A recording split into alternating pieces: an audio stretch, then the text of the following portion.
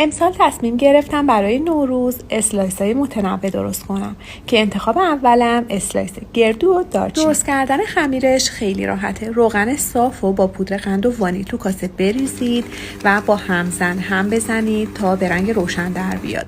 حالا تخم مرغ رو دونه دونه اضافه کنین و هر بار 1 دقیقه با همزن بزنید.